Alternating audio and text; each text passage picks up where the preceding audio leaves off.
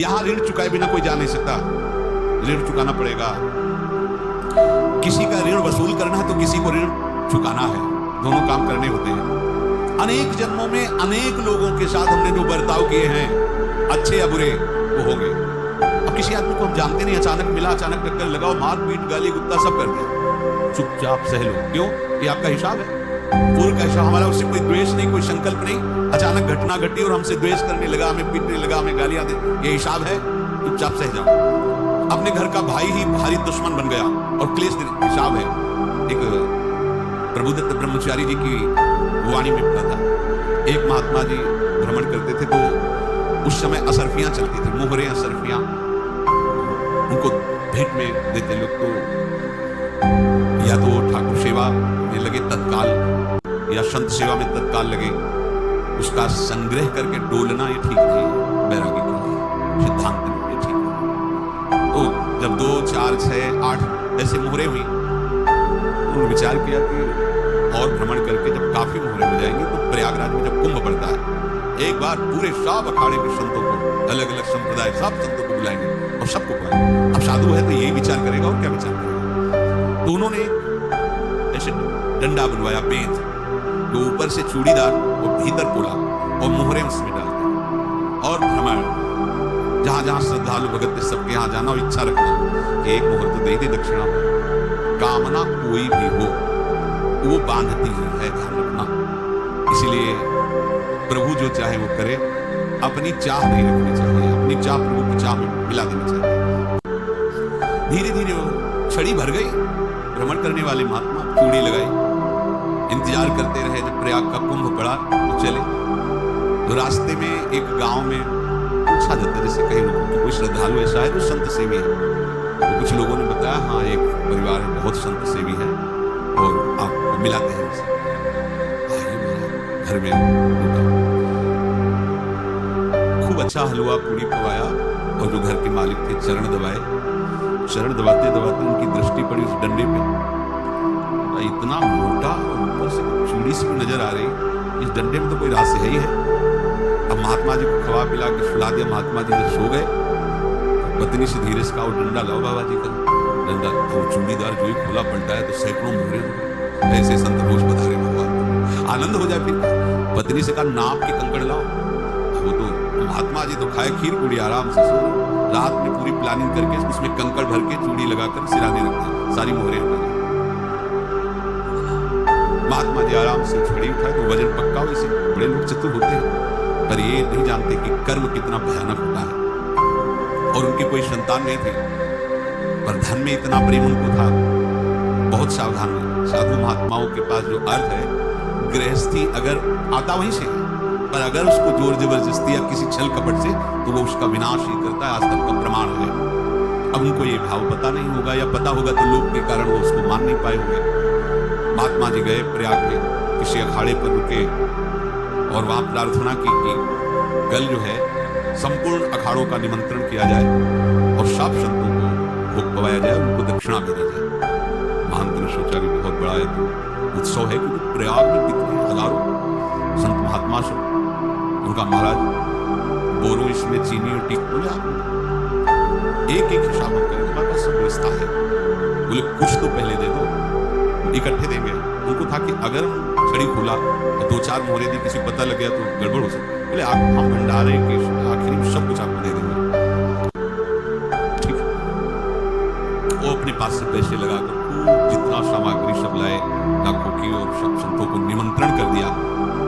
संत जन निमंत्रित हो गए, भंडारा बन रहा है, तब वहां के महंत है उनका देखो भंडारा भी बन रहा, संतों को निमंत्रण। अब आप अर्थ की व्यवस्था कीजिए, क्योंकि इतनी बड़ी हमारी सामर्थ्य नहीं थी जितना हमने किसी तरह हमने व्यवस्था की। अब मुझे अर्थ चाहिए, तभी आगे की व्यवस्था बढ़ेगी। संतों को दक्षिणा देंगे और जिनसे अर्थ लिया उनको दे। देखो रसोई बन गई सब, उनका छत में विश्वास नहीं किया, चूड़ी खोली, उनको तो था ना कि मोहरे हैं। तो जैसे कितना उनको सदमा लगा होगा, हजारों संतों का निमंत्रण, रसोई बन, और संत होके छल कपट। तो उनका महाराज आपने तुम्हारा नाश कर दिया, जो महंत थे। अब बताओ रसोई बन गई, संत निमंत्रित हो गए, आप ये कंकड़ दिखा रहे हैं इनको, आपने तुम्हें बर्बाद कर दिया। हमारी इतनी सामर्थ्य नहीं थी, आप पहले बता देते, संत होकर ऐसा छल कपट। अब वो बोले तो क्या बोले, क्योंकि उनको पता था कि मोहरे हैं इसमें। अंदर से उनका चिंतन गया उसी शिव जी को प्राप्त। अच्छा, ऐसा धोखा हमारे साथ किया, भोगोगे। ये जो निकलता है ना भोगोगे, ये अकाट में होने होगा। क्योंकि किसी का भी हृदय, मतलब किसी भी जीव जंतु को आप कष्ट दें और उसका हृदय आह भर जाए तो वो आह वज्र की लेखन में भोगना पड़ेगा। वो देखो भीष्म जी को भोगना पड़ेगा। सांप को ऐसे धनुष की नोक से उठाया और बबूल के कांटों के ऊपर फेंक दिया, कई दिन तक छेदा हुआ, वो आह भर करके मरा तो आपको 6 महीने बाणों की सैया पर आह किसी की ना लेना देता। कोई ऐसा कहा, कोई आह भर करके कह दिया तुम समर्थ हो, हम तो कुछ कर नहीं सकते। वो अंदर से तो फिर तुम्हारी सामर्थ्य काम नहीं करेगी, मिट्टी में मिला देगा। फिर ये तो संत थे और भगवत आराधना के लिए, संत आराधना के लिए ही ऐसा किए हुए थे। अब इनका कैसे मुंह दिखाएं? अब क्या करें? सुबह संत जन आएंगे, सबके बीच में हमारी ये देखो, अब क्या करें? गए और संगम में जाके छलांग लगाए, अपने प्राण दे दिए। अब उनके तो पास मोहरे थी और व्यापार बढ़ा और 9-10 महीने बाद ही लड़का हुआ। अब तो उनको आगे संत फलीभूत हो गए, व्यापार चल रहा, लड़का नहीं होता था, लड़का भी हो गया। बड़ा आनंद छा रहा। जब से वो प्रकट हुए और धन की वृद्धि शुरू हो गई, पढ़ाई लिखाई में उनके खर्चा हुआ, बस बीमारी शुरू हो गई उनके शरीर में, अब उसमें पैसा जाना शुरू हुआ।